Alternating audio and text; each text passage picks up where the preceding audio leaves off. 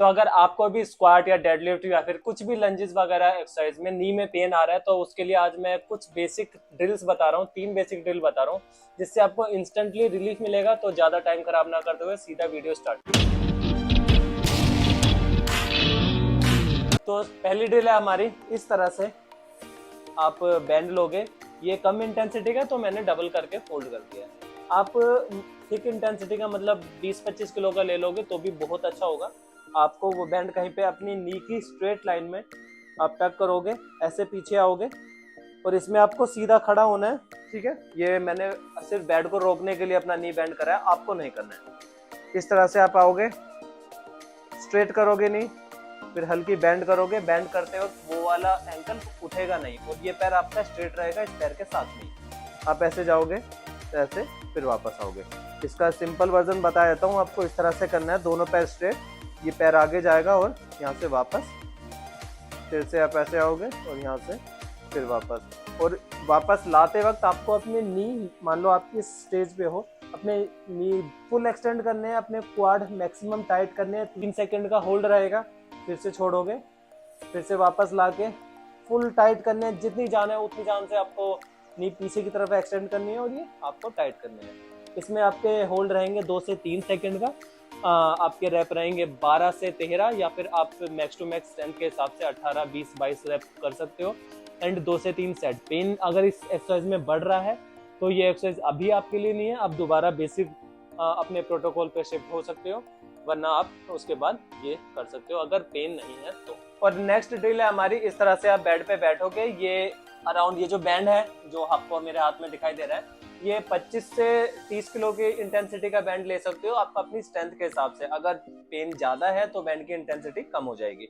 इस तरह से कहीं पे पीछे टक कर लोगे। इस वक्त मेरे पास ये बैंड है और पीछे टक करने की जगह आप जिम में भी कर सकते हो, या फिर जिम में एक्सटेंशन जो मशीन होती है लेग एक्सटेंशन वाली, उस पर भी कर सकते हो। एंड उसमें पूरा एज पे बैठ के करना है। अगर घर पे कर रहे हो तो बेड के बिल्कुल साथ में आपकी नी होगी, बिल्कुल ऐसे नहीं बैठना है आपको, ठीक है। बिल्कुल एंड में आप टक करके इस तरह से आप लाओगे, अराउंड 45 डिग्री पे आप ऐसे लाके होल्ड करोगे। 3 सेकंड का होल्ड रहेगा, यहाँ पे छोड़ के वापस आ जाओगे, फिर से लाके 3 सेकंड का होल्ड रहेगा। ये एक्सरसाइज अगर आपको नी में पेन बढ़ा नहीं रही है तो आपके लिए अच्छी है। फिर से होल्ड एंड फिर से वापस। ये आपके रहेंगे 20 से 25 रैप, 2 से 3 सेकंड का होल्ड रहेगा। एंड इसमें आपके सेट अराउंड लेके चलो 4 से 5, डिपेंड करता है आपका। अगर पेन ज्यादा है तो सेट कम कर सकते हो, रैप भी कम कर सकते हो। अगर पेन कम है तो आप स्ट्रेंथ की वाइज, मतलब अपनी स्ट्रेंथ के अकॉर्डिंग सेट और रैप और होल्ड का टाइम, तीनों चीज बढ़ा सकते हो। उस चीज में हम मॉडिफिकेशन कर सकते हैं, बट आप इंटेंसिटी अपने पेन के अकॉर्डिंग लोगे। जैसे आपका पेन ज्यादा है तो इंटेंसिटी कम होगी, आपका पेन कम है तो इंटेंसिटी ज्यादा होगी, ताकि strength build. And last drill है हमारी, आप इस तरह से कुछ वेट ले सकते हो, या घर में कुछ भारी आइटम है, मतलब चीनी का डब्बा 10 किलो का, कुछ भी ऐसा चीज जो 8 से 10 किलो की हो, या फिर स्ट्रेंथ के हिसाब से 5 किलो की भी होगी तो भी कोई बात नहीं। आप इसे इस तरह से आप लोगे, ठीक है। खड़े होके पीछे एक चेयर रख लोगे, आप उस चेयर पे स्लो बैठना है, बिल्कुल 8 से 9 सेकंड का टाइम होना चाहिए।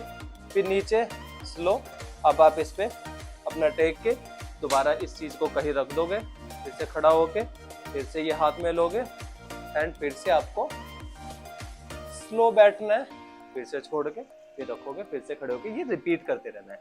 8 सेकंड में आप ऊपर से लेके नीचे आओगे, नीचे बैठ के अपना वेट साइड में रख के दोबारा कंटिन्यू। इसके आप 20 से 22 रैप करना, 2 से 3 सेट सुबह और शाम में, ये तीनों एक्सरसाइज के।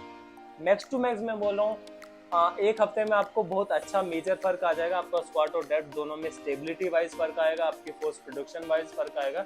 एंड ये बेसिकली होता क्यों है, आपकी कई बार ओवर ट्रेनिंग की वजह से आपकी प्रोग्रामिंग इतनी अच्छी नहीं है अभी, जो आप, कई लोग, मैक्सिमम टाइम की मैं बात कर रहा हूँ, मैक्सिमम लोग अपनी प्रोग्रामिंग खुद लिखते हैं, तो उन्हें इतना कुछ पता नहीं होता इनिशियल स्टेज में कि किस लोड पे काम करना है। अभी जस्ट पीआर मारा है तो आप अगला पीआर दोबारा नहीं मार सकते, थोड़ा सा प्रोग्राम फॉलो करना पड़ता है, कुछ टीयूटी पे काम करना पड़ता है, ये सब चीजें अभी उन्हें नहीं पता।